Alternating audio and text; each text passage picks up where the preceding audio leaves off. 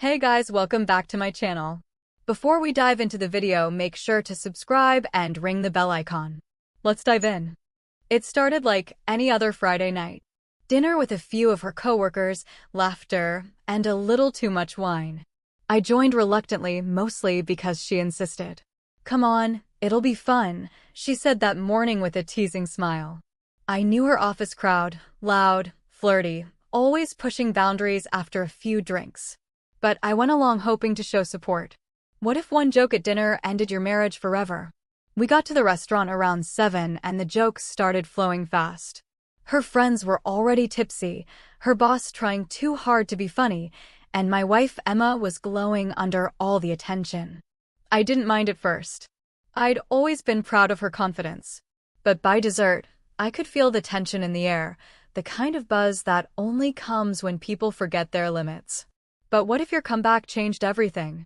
It happened suddenly, almost like a cruel prank by fate. One of her friends, a loud-mouthed guy named Rick, joked about relationships, comparing exes and current partners. Emma, who is better, your husband or that gym guy you used to date? He teased, half laughing, half drunk. I expected her to roll her eyes or shut him down. Instead, she grinned, looked straight at me, and said, "Well, let's just say my ex was bigger." The table exploded with laughter. Some laughed awkwardly, others looked away, uncomfortable. My heart sank. Her tone was playful, but the words hit like a dagger. She just humiliated me in public, in front of her boss, her friends, and even a few people I barely knew. I felt the blood rush to my face. For a moment, I thought about leaving, but then something inside me, the part that had tolerated years of little digs, subtle disrespect, and harmless jokes finally snapped. I smiled calm and cold and said, "You're right. He was bigger. That's why he couldn't stay. Too much ego, not enough depth." The laughter stopped. Her smile froze. The table went dead silent. Rick choked on his drink. Her boss looked like he wanted to disappear. I leaned back in my chair, keeping my voice steady. "But hey, at least I know where I stand now. Thanks for the honesty, Emma."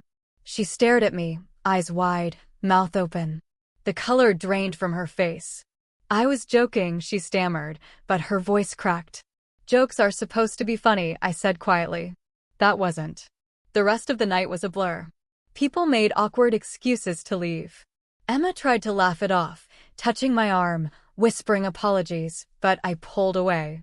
In the car ride home, she kept talking. It was stupid. I didn't mean it. The wine.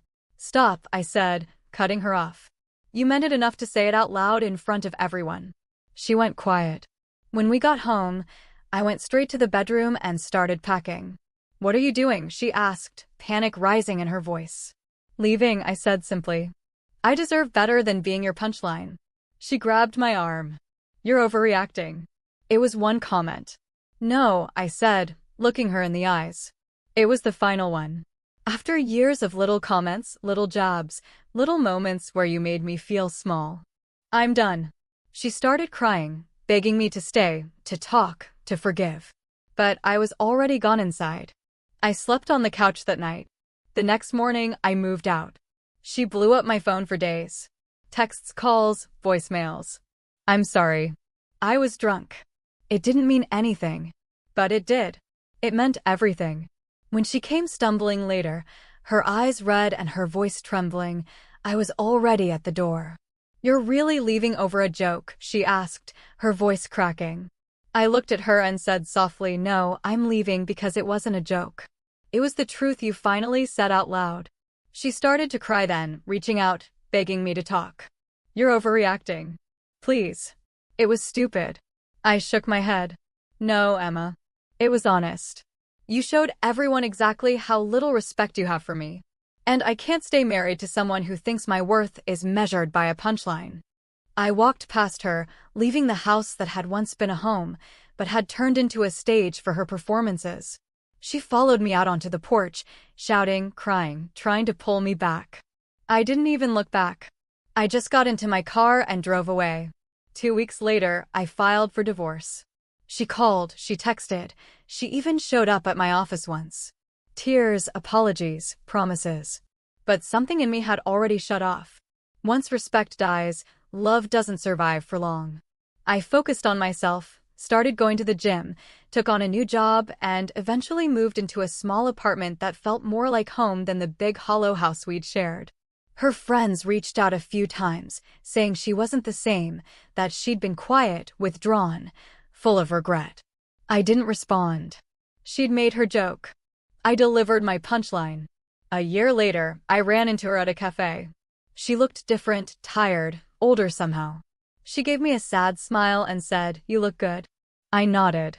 "Thanks. I guess I had some growing to do." She bit her lip, looked down, and whispered, "I wish I hadn't said that that night." I leaned in slightly, smiled faintly, and said, "So do I. But then again, I might never have remembered what I'm worth." Then I stood, dropped a few bills on the counter, and walked out once again, calm, collected, and finally free.